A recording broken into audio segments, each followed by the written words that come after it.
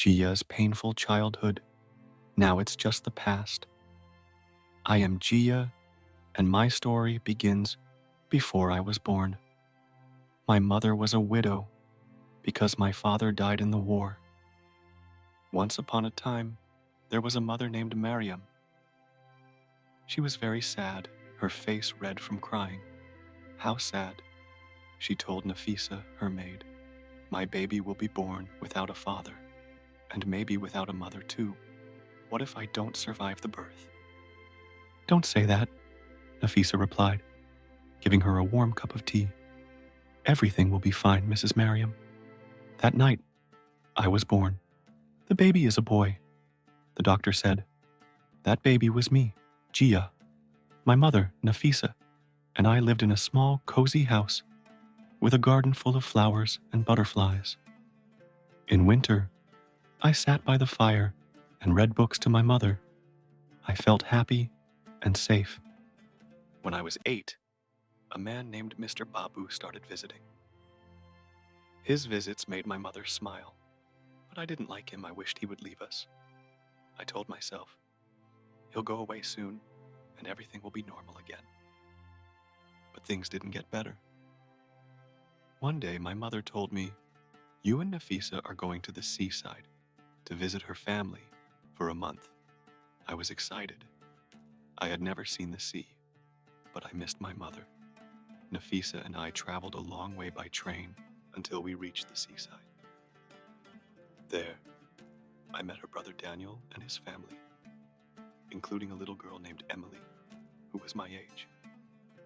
We played on the beach every day, climbing rocks and enjoying the fresh air. It was a happy time, but when the month was over and we returned home, Nafisa told me something that made me shiver. You have a new father now, Jiya. It's Mr. Babu. When I got home, everything felt different.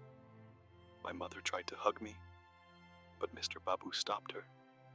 Don't spoil him, Mariam, he said. I could see my mother was scared of him, and I realized she loved him more than me now. Everything had changed. Mr. Babu took over my lessons. He was harsh and called me lazy and stupid when I made mistakes. One day, he hit me with a cane because I got my answers wrong. My mother didn't protect me. She was scared of him too. Then, Mr. Babu decided to send me away to hostel school. I didn't want to go, but he said I had to leave.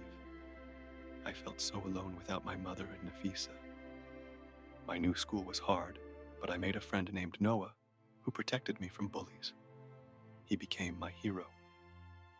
Years passed, and one day, I got sad news. My mother had died. Mr. Babu said I had to leave school and work in a factory. I felt hopeless, with no family left. But then something wonderful happened. My father's sister, Aunt Betsy, who I had never met, took me in and adopted me. She was strong and kind. With her help, I went back to school and started a new life. 10 years later, I'm a young man. I'm studying to become a lawyer, and I write for magazines. My life has changed so much since those hard days, and I have found happiness again. Life can be hard sometimes, just like it was for Jiya. But no matter how difficult things get, never give up.